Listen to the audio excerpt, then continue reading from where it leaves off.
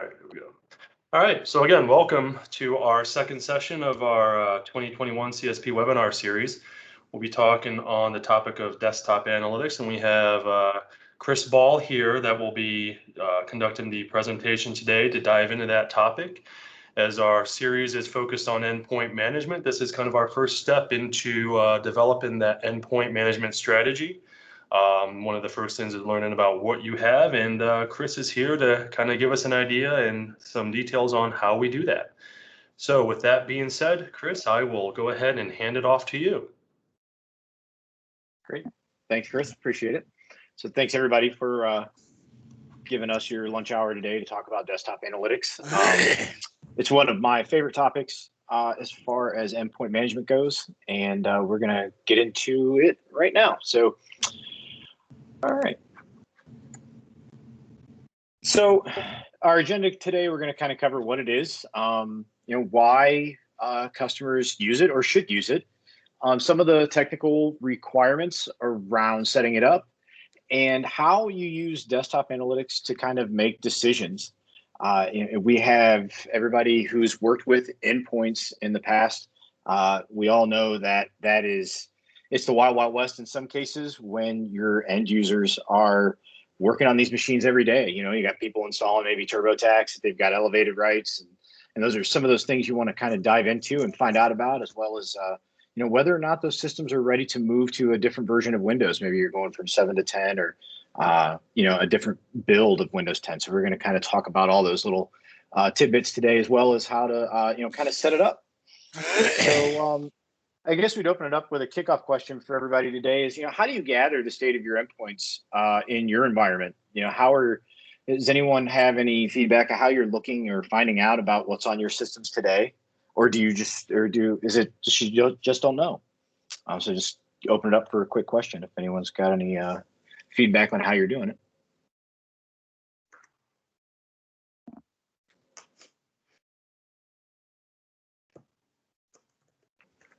All right. So we'll go ahead and move on here. So desktop analytics is, Microsoft defines it as, it's a cloud-based service that integrates with either configuration manager or in some ways Intune. If you're an Intune only shop, the service, it provides insight and intelligence into your environment so that you can make more informed decisions about, upgrade readiness of your clients or even the health and security of your clients.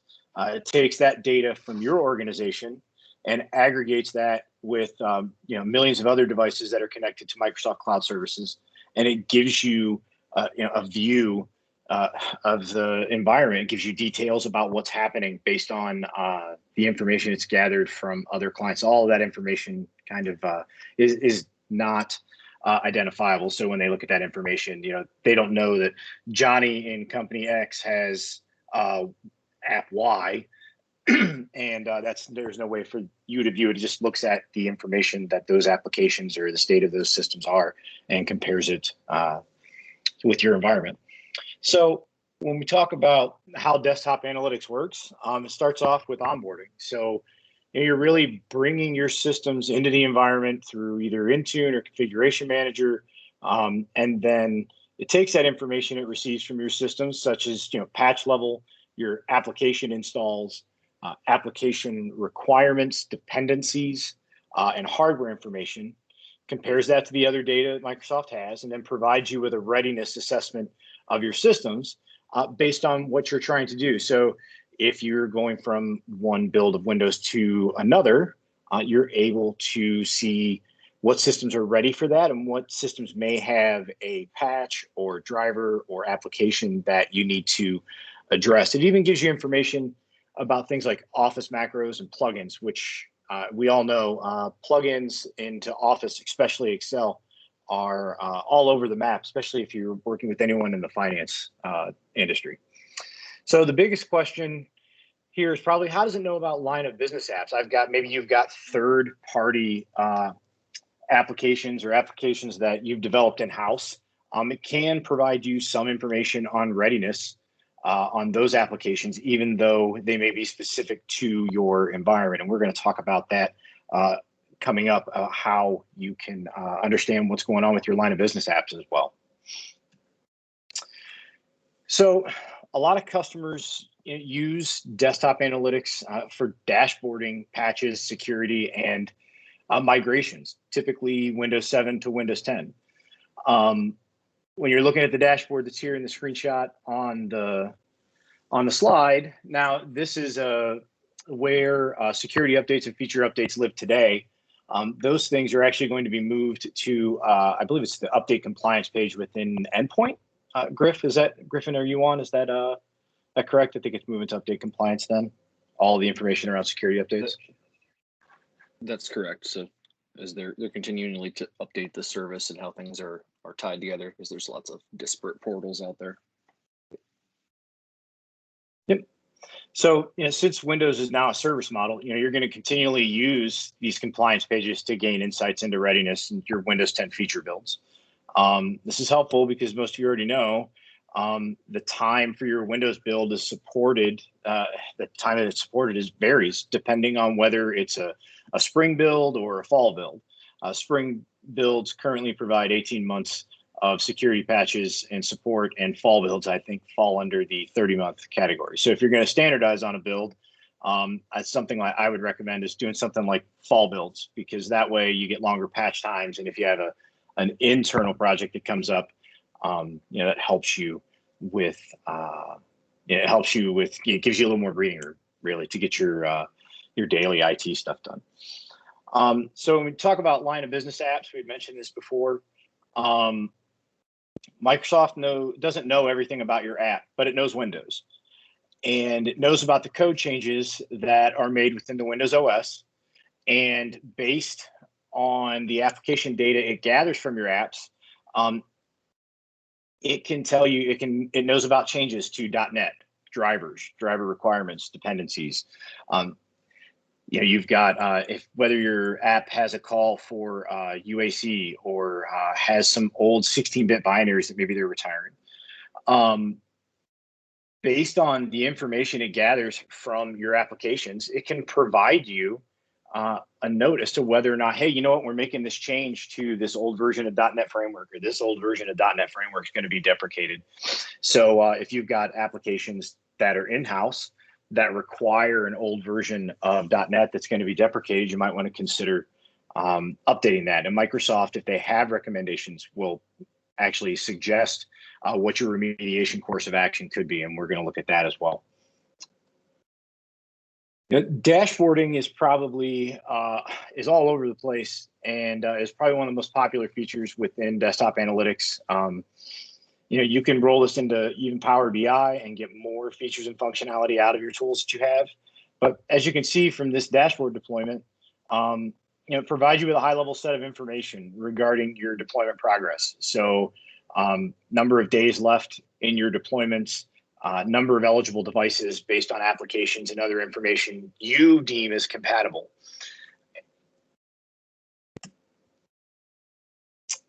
And so we take all that information that we get and we make data-driven decisions. What does that actually mean? Well, data-driven assessment really provides you with information on your endpoints. So it tells you what may block upgrades or things that might need to be reinstalled. When you look at apps and app risk assessments, which we've talked about already, those break out upgrades into assessments for applications into 4 categories. You've got low, medium, high, and unknown. And you'll see some of this here in a bit. The service, if it's a low category, basically the service found no signals or issues to put the app at risk for a Windows upgrade. So it's likely to work with the target operating system as it is.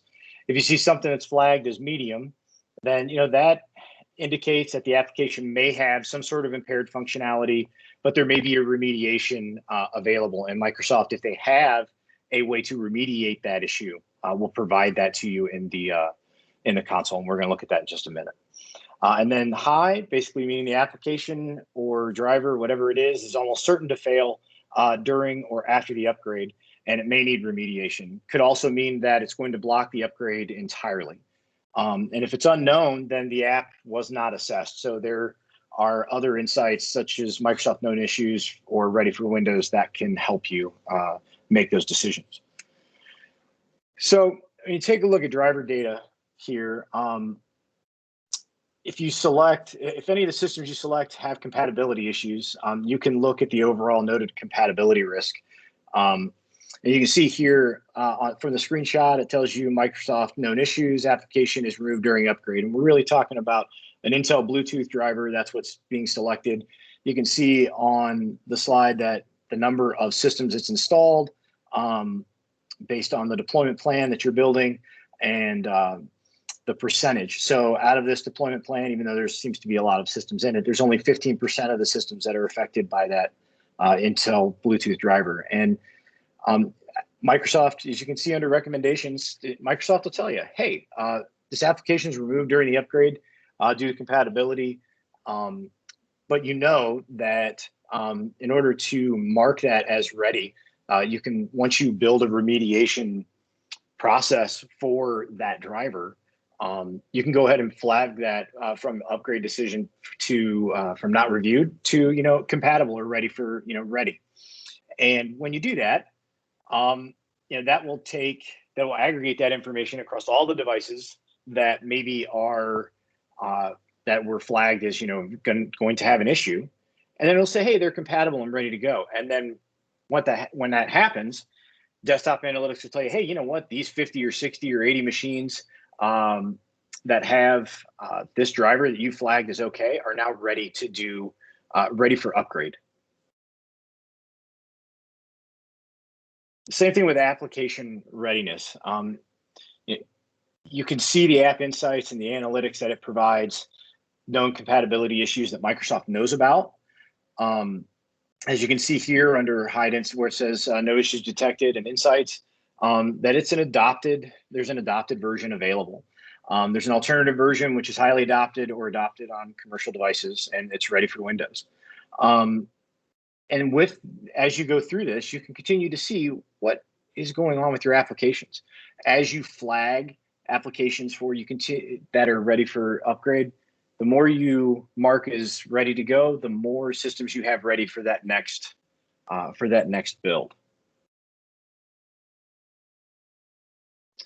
And deployment status. As you start to build your readiness criteria and build your deployments through Desktop Analytics, you can see how your deployment progress is going, systems that might need attention, systems that have been completed or not started. And you can dig into the details of that deployment status of specific systems and get more information. If there's a failure, you can get information as to why it failed and look at how you can address those problems.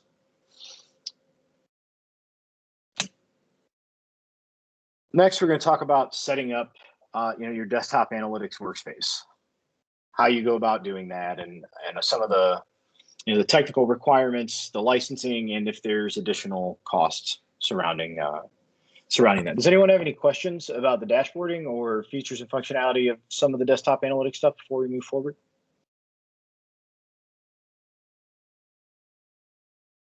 There were no questions that came in the chat, but there were some comments back to your original query on what people were using today. And Yes. There was some comments around SCCM at times, and then also for server endpoints using Splunk. So not sure if that has an impact on what you're going to be covering, but I just thought I'd mention it.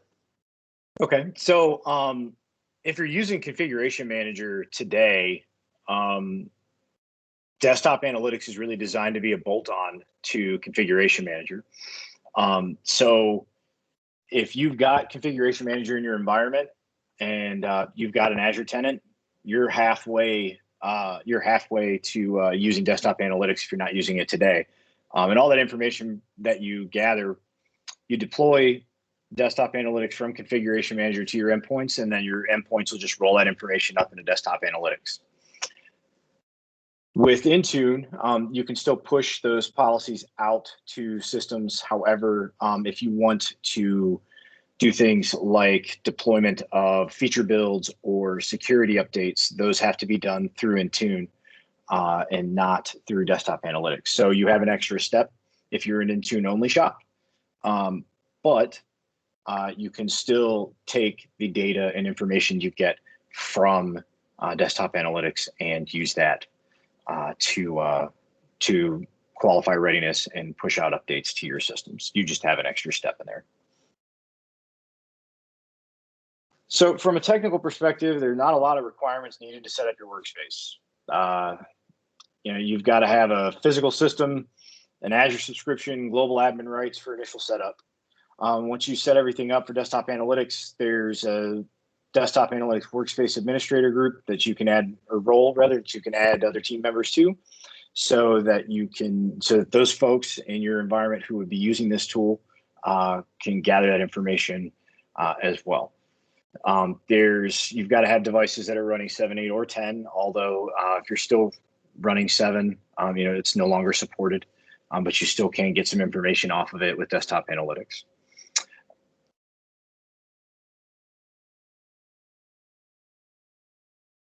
So Rick, your question is, can you gather desktop analytics from Macintosh machines? Correct. So that's a great question, and that's actually something I don't have an answer for. Okay. Griffin, do you have any idea if you can gather analytics data from Mac? I don't know if you can or not. So desktop analytics is geared towards Microsoft Windows in particular, from an endpoint perspective, to help kind of maintain the servicing model that is different from previous operating systems. So it's just focused on Windows right now. I don't know if they're continuing to add different pieces that tie into the other device types, but right now it is geared specifically towards Windows endpoints. Yep, I think they just added with Config Manager 2010 the ability to use desktop analytics on long-term service channel versions of Windows. I know that was recently added. Oh, that's cool. All right, thanks for the answer. Sure.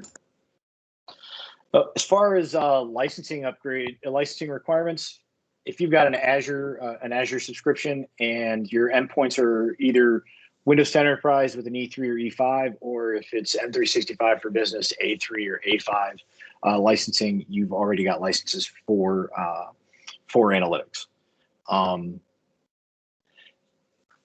So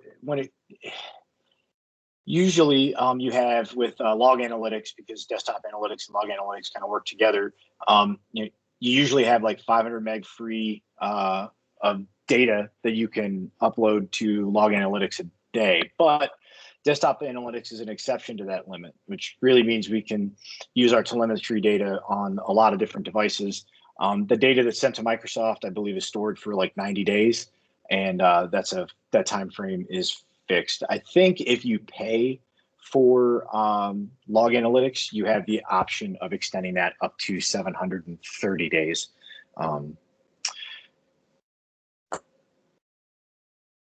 So setup is pretty straightforward.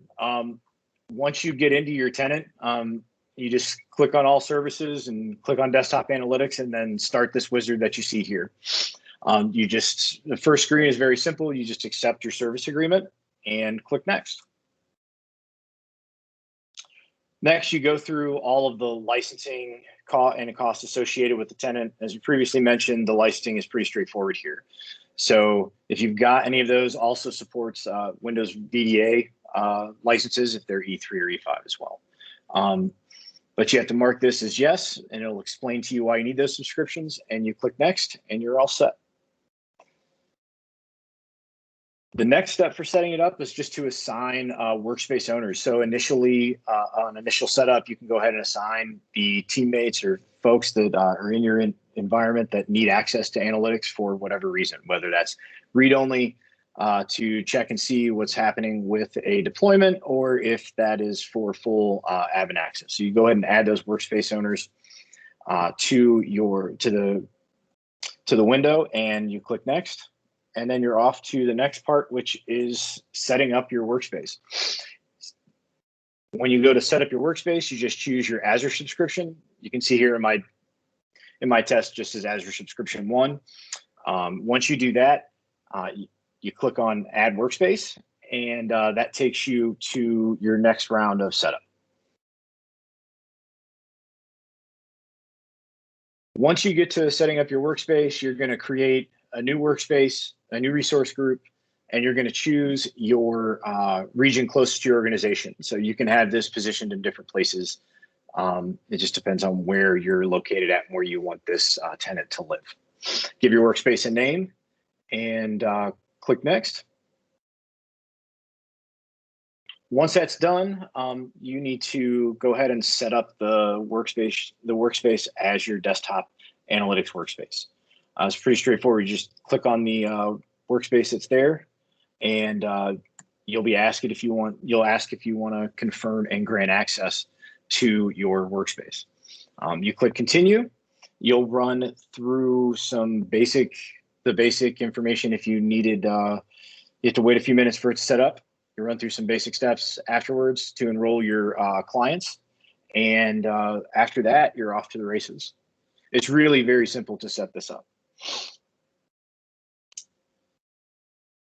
So your next steps, once your analytics workspace is up and running, is really to get your systems enrolled in desktop analytics.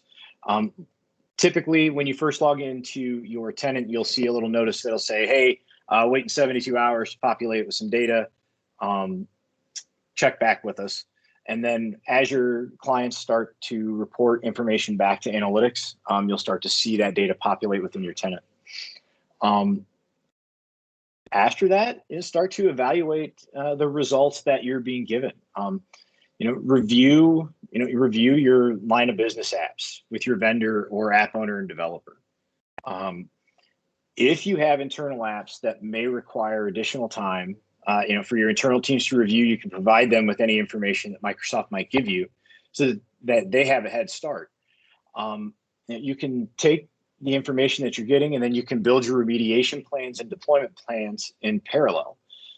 And the reason you're going to do that is because you probably already have systems that are ready based on some of the information, based on their state today. So there may be some systems that update their information, and hey, all this stuff is ready to go. So you can start building deployment plans for systems that are already available or ready for that next version of Windows.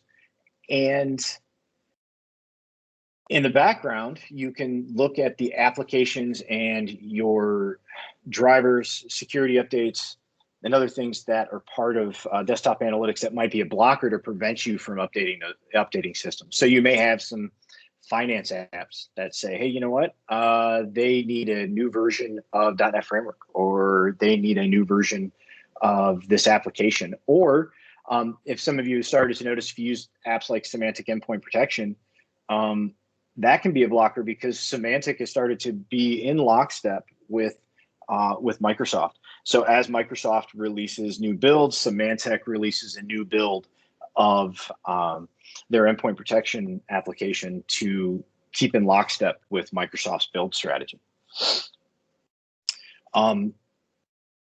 And then just continue. This just becomes a life cycle of how you manage your systems. As new systems get onboarded, you're going to get new readiness information. They're going to fall into a new group that you can begin to deploy to, and you'll just continue to use this in a cycle. As Microsoft releases builds, you'll follow the same process over and over again.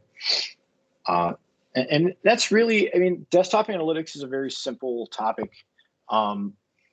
Unfortunately, we did not have a tenant that we could get into some of the more in-depth clicking around like Chris and I normally like to do. But we will have that for the future webinars. So does anyone have any questions?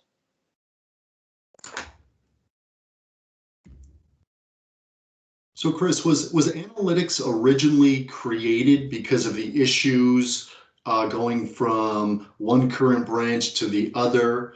Was that the genesis of it? So desktop analytics used to be Windows analytics. And when I first got introduced to it, it was originally OMS/Windows Analytics, and that was released as people were doing their 7 to 10 upgrades and starting their build cycle. So as these updates continue to happen, Microsoft said, "Hey, you know what? We really need to give people a way to, to keep their systems supported." And so that's one of the reasons they made it basically free. It's probably one of the best tools that Microsoft originally created for getting information in your endpoint outside of like configuration manager or something like that. Yeah. But I think that was the catalyst for this. I don't know what I think there was Windows Analytics, and I think it was something else beforehand, but I can't remember what it was. So yeah, there was upgrade readiness and Windows Analytics, but those three products actually replaced what used to be on premises. That was the application compatibility toolkit. So as they started to roll out Windows 10, it totally changed the process of how endpoints are treated on, just there's no more big bang, big upgrades. It's these micro upgrades as you go from iteration of Windows 10 to Windows 10. So in leveraging all of that data in the cloud, like, hey, we can provide these very powerful insights to help our customers make that jump from those big bang type migration projects to being more process oriented, that project to process that needs that data on the back end. So from even going from one version to 10 to the other, know where there's going to be blockers and be able to make that more of a seamless life cycle when going through those perpetual upgrades. Because like you said, it's once you're on the Windows 10 Ferris wheel, you're not getting off.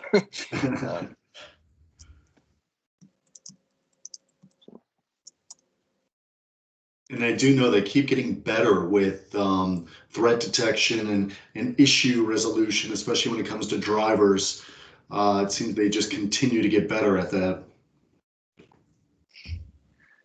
Yeah, drivers can be a very finicky creature, and I like to highlight Bluetooth drivers, especially because I have been dinged a number of times in the past with driver compatibility, or hey, my Bluetooth, all these apps are, all these things are uninstalled now, and having to go back and find that information is quite difficult if you don't have a tool like Desktop Analytics to tell you whether or not that driver may or may not impact your ability to do upgrades. Yeah. And Microsoft and other vendors are releasing driver packs to keep in lockstep with Microsoft builds. If you are a Lenovo shop today and you go and look for SCCM driver packs, you will see driver packs based on build, based on version.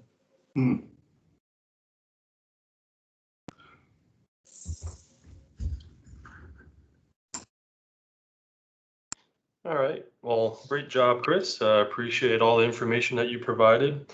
I do have our schedule up for our 2021 webinar series up on the screen now. So as you can see, our current session is the second one there, gaining insights from desktop analytics. But I do want to call out that we will be having our next one in March 16th, and the topic will be configuring your devices from the cloud. And that topic should be covering using Microsoft Endpoint Manager to configure your devices. So as we continue on this journey of developing a endpoint solution, a cloud-driven endpoint solution for your organization, we want to start diving into some of the technical capabilities for doing the configurations. So I also posted a URL in the chat for the session feedback. One of the questions in there is about our upcoming session. So if there's any specific topics that you want to hear about, anything that you want us to cover or demonstrate underneath that umbrella of configuring your devices from the cloud, use that feedback form. Let us know. The presentation has not been pre-crafted, so your feedback will be taken into consideration, and we will make sure we address as much as we can, especially if you have something specific you want to see during that presentation. But otherwise, I will go ahead and say, I appreciate everyone's time and attendance for this webinar session. If you have any questions that you want to ask off the recording, I'm going to stop the recording here, but I think the improvement team will hang on for a little bit after I stop the recording. So if you do have any questions you want to ask, feel free to hang on and ask those questions. But again, thank you very much, everyone. And thank you, Chris, for the great presentation. out for a little bit. Thanks a lot. I'll hang out for a little bit if anyone's got any questions.